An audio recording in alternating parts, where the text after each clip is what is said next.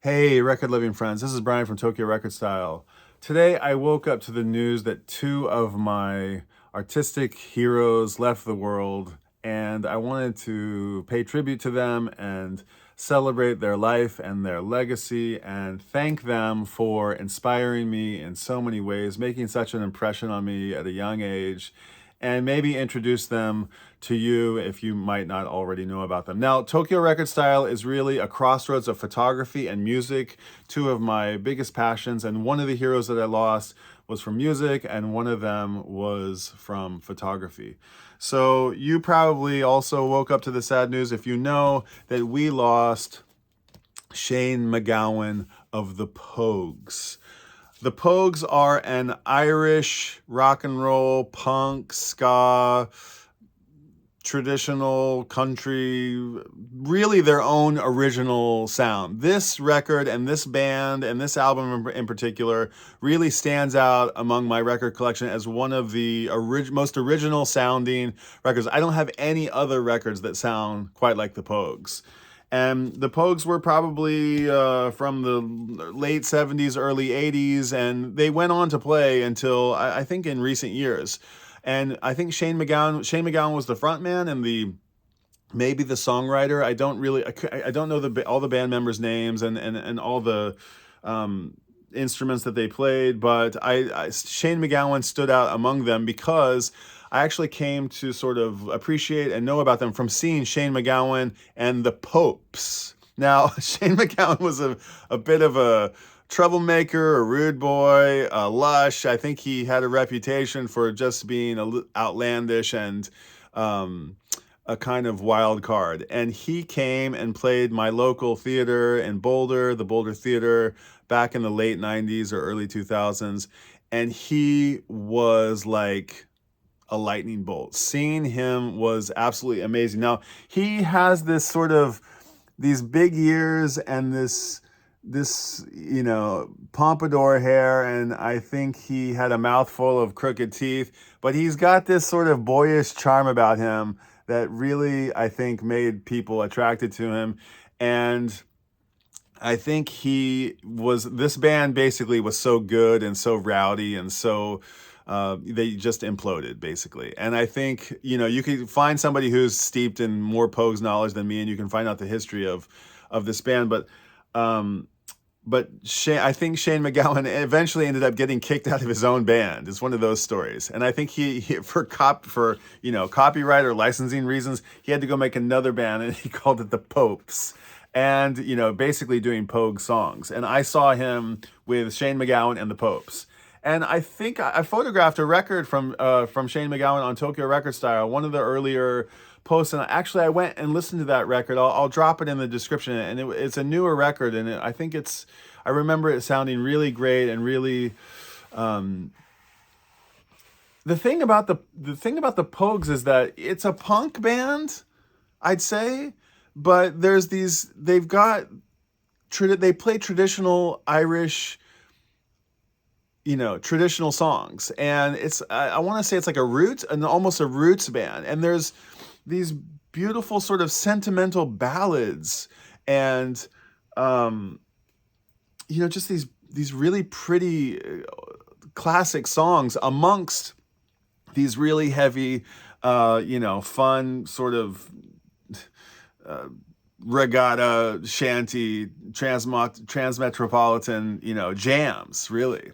And I don't know, they were absolutely incredible. Now, the story at the Boulder Theater goes that, like, my friends, I think it was Devotchka, was opening for them. And they got they played 4 or 5 songs as the opening act, and they got the message from side stage, play a few more. He's not coming on yet. Play a few more. And so they said, oh, okay, well, this is a first. We've been asked to play longer. And they came out and they played 2 or 3 more songs. And then they said, oh, okay, I guess we're going to play a little bit longer. And they ended up playing, like Shane MacGowan apparently was on the bus and wouldn't get off the bus behind the theater until he was properly fueled. And he had been promised some amount of whatever it was. And he wasn't getting off the bus until he was proper to get on stage.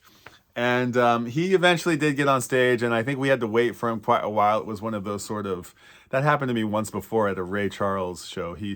was like 2 hours late. It was kind of a situation like that. And when he got on stage, everybody was nervous because he could barely hold on to the microphone. You know, he was just sitting up there on the front of the stage, holding on to bare life, you know, onto this microphone.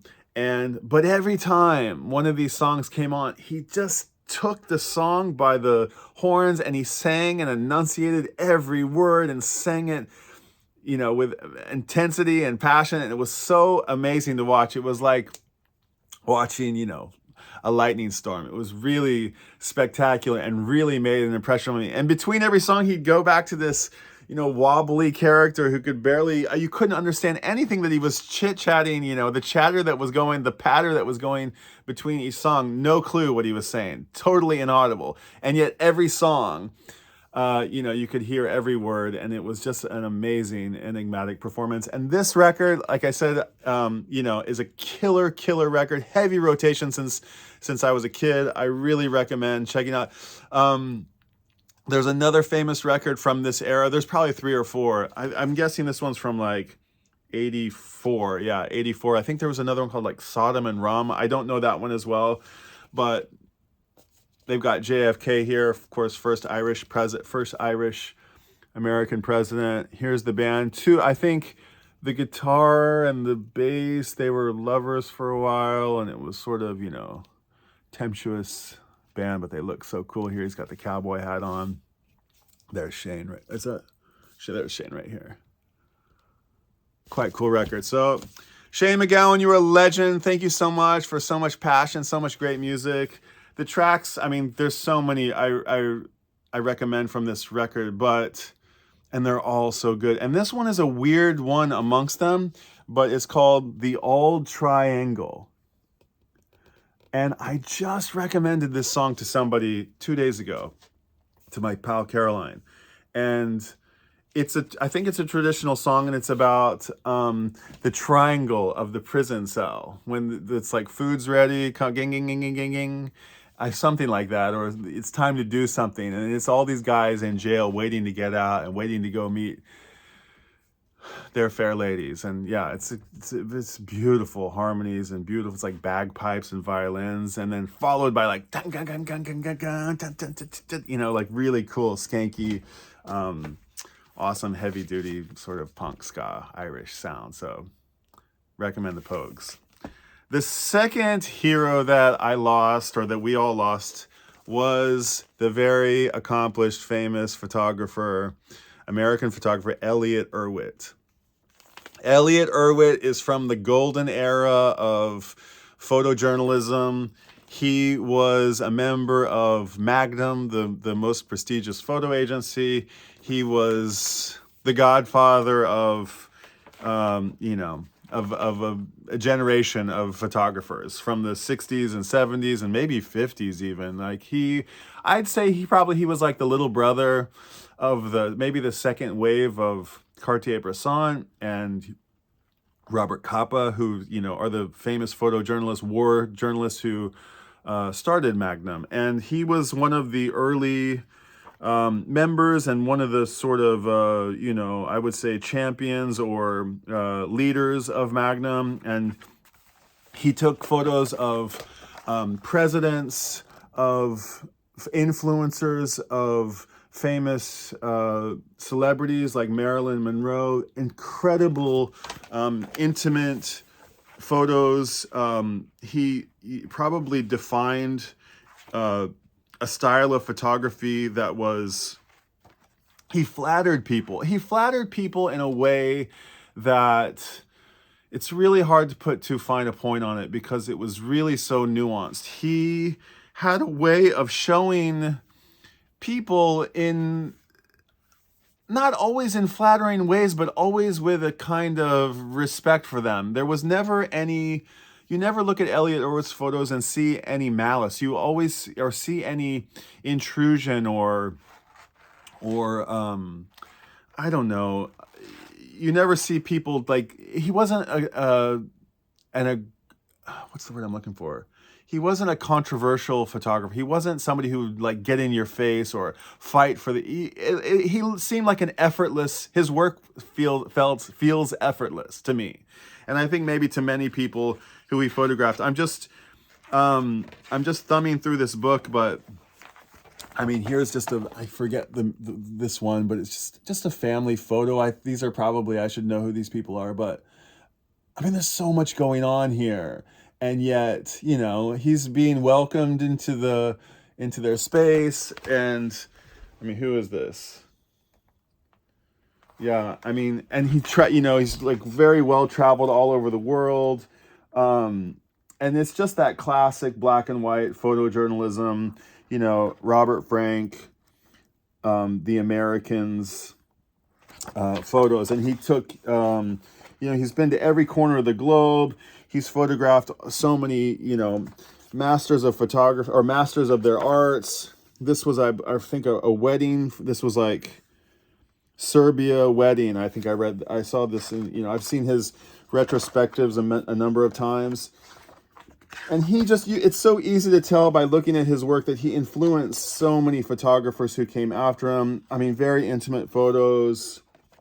This is an insanely intimate moment of a mother and child and the cat here.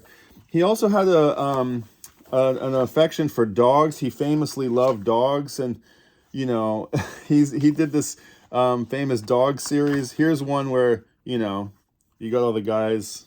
Yeah. He did, yeah, the ones that you've probably seen, the dog feet, you know, next to the human feet, and you know, the woman sitting on the stoop of some New York brownstone, and there's like a dog, you know, like a bulldog sitting on her lap, and pictures of Kennedy and Nixon, and he just had like amazing access. And I mean, every photo in here feels like, you know, it's one of the most famous photos you've ever seen. So that was Elliott Erwitt's brand, and I read a quote from him once that was said something to the effect of, the way that you should dress to a photography shoot is as if you might be invited to dinner afterwards. And I never feel like I'm living up to that standard, but he famously, you know, that makes me think that he was sort of, you know, the access that he got was because he was polite, he was proper, he was respectful, and I always just admired that aspect of him. It was this sort of like humility that he had, where so many, I think, of his peers didn't. And, you know, I grew up with photographers who wanted to, you know, make waves and make, you know, big impressions on people, and sometimes that took, you know, it came at the cost of, you know, being disrespectful to people, or, you know, just not necessarily, you know, I don't know, being mindful of spaces. And it was his sort of cordialness that I think I really looked up to, and his, you know, human nature. He was famously sort of funny, and you know, here he is with his pictures with Fidel Castro are quite famous, and who am I thinking of? You know, here he's getting the famous like Muhammad Ali. You know, he was you know, he was everywhere all the time. He's got all these shots from these important moments in history.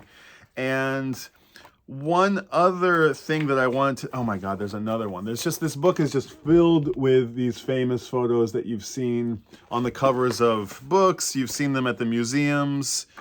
And there's just like every single page is another one. This guy, the guy who made this photo. And I mean, this is what I'm talking about. I'm trying to put this in my photos. This joy for and zest for life, which you can find in so many of his photos. There's just somehow he manages to capture like reality as it is, and yet portray it in a way that's just like turning the light just a little bit, figuratively, metaphorically, so it just, you know, turns the scene into a picture. He was just such a master of this. And, he famously walked around New York City and took tons of pictures of dogs. As I was saying, you know, like this famous one of the jumping dog. I mean, there's so many hilarious, great, iconic pictures of dogs. He was a dog guy, and I think I remember him saying that, like, you know, he knew dogs better than he knew people. And he there's one other funny thing to say about him, is that in his older age, he adopted this persona, an alter identity called Andre S. Solador. And he wore these like ridiculous glasses and this ridiculous hat, and like Mike Adam Yauch from the Beastie Boys was Nathaniel Hornblower, if I got that right. Remember that? Remember Nathaniel Hornblower? Or who was Andy Kaufman's other character? You know, he made this character and he stayed true to it through his, you know, he dressed the part, he answered to the name, and he published books and represented himself as this fictional person called Andre S. Solador, whose photos are absolutely hilarious and like next level wit, super funny, amazingly charming, hilarious photos that are just have like the hilarity of them lies just below the surface, and they just delight in a way that it's impossibly hard to do. You don't see photographers do it so well, but he just had this levity about him, and that's what allowed for these amazing like photojournalist style of photography, and the humanity of the people in them to shine through, and also what, you know, what appeared in his portraiture, and, you know, all the different kinds of portraiture that he did, and also this character Andre S. Solador. I was very lucky to meet Elliott Erwitt in 2009, and he wrote to me, "To Brian, cheers, Elliott Erwitt, Tokyo, 21st of April, 2009. He signed my big, heavy, huge fight-on copy of Snaps that was given to me by my pal Jim O'Connell. Thank you, Jim. Thank you, Elliott Erwitt. And very lastly, this is my trusty Leica M6. Elliott Erwitt was a famous Leica user. There's a story about him showing up to, he also did, you know, magazine covers and fashion, and he, you know, reportage, everything. The guy did everything. And he famously showed up to like a Vogue set one time for like a cover shoot with a Leica, and nothing but a Leica, a little tiny bag and one Leica. And they had, you know, some tens of thousands of dollars as production, you know, budget. And he didn't bring any lights or assistants or anything. And they were a little bit disappointed that he'd only showed up with a Leica. And he came the next day with a lot of, you know, hundreds of thousands of dollars or thousands of dollars of lighting equipment, and didn't plug any of it in or use it, but brought it for show. And I think, you know, sometimes that's what I'm doing. I'm putting on a show for people, and I just take so many little isms from him. He's injected into all aspects of my photography, and he famously used the Leica. He probably used an M3 and M6 and M7. He probably used a lot of different M's, and I'm sure he probably wasn't beholden to Leica or to anything, because he was just a like easygoing dude. And some of you know about my special titanium M6 that was very insanely gifted to me by another sort of benefactor of mine, Joey. Thank you so much. And Elliott Erwitt also signed my Leica M6. Elliott Erwitt. That's my daughter's name, Zoe. I stuck that sticker on there. This is actually. He signed this on my camera. I actually had this sticker on my camera. This sticker is from the Gilcrease Museum in Tulsa, Oklahoma. I went there to go see an Ansel Adams show, like I guess back in 2009-ish or 2008-ish. There was an amazing Ansel Adams retrospective. And when you go into the museum, they stick a sticker on you. And I stuck the sticker on the, after I walked through the show, I kind of liked the sticker, and I just stuck it on the bottom of my camera. I shouldn't just do this, but, and then I stuck the camera in my cool artisan and artist case, and I just left it there. And then I showed up at an exhibition at Leica Gallery in Ginza that it was an Elliott Erwitt show. I had a red filter on here because at the time I was shooting multiple exposures, and the red filter took a stop or two off, which helped with the multiple exposure, getting the proper look and feel of the photos. And I came in and I was so starstruck by Elliott Erwitt that I sort of blew the moment to meet him and chat him up, because I had him all to myself. I showed up at like 2 in the afternoon or 11, I don't remember. It was like early. There he was at the table. I could not say anything to him. And I said, oh my God, I love your photos. I'm a huge fan. I'm a big hero. And he said, oh, okay, what's up with the red filter? And I said, oh, I got a red filter on here. I said, yeah, what are you doing? I said, oh, I could not talk to him. And I was, I missed the chance, but he was so gracious, and I got to spend, 2 or 3 minutes with him, and I could have had him for a whole hour to myself. And he was really welcoming to talk about photography. And when I was like, okay, well, I gotta go, he was like, okay, kid. Yeah, come back. Maybe I'll see you around. I was just like, I couldn't talk to him. But that's how much I really, really did love him. I was just speechless when I met him. So that was an amazing opportunity. Elliott Erwitt, you are a hero of mine, still are a hero of mine. Shane MacGowan, you too. You guys were both masters of your craft. And for anybody who doesn't know about these two amazing artists, please go check them out. Elliott Erwitt, I'm sure, is all over the internet. His homepage, and also I recommend, you might have to dig one layer deeper to find Andre S. Solidor, but either of his books, Elliott Erwitt or Andre S. Solidor's books, or Shane MacGowan and the Pogues, the record I recommend is Red Roses for me. So hope you enjoyed this video, and thank you for indulging me on this tribute to 2 of my heroes. It was fun to remember them, and they will still be in my life. Their art lives on long after them. So thank you, everybody. Please have a great day, have a great night, and share, like, subscribe, all that stuff. And I will see you out at the record store. Until next time, bye.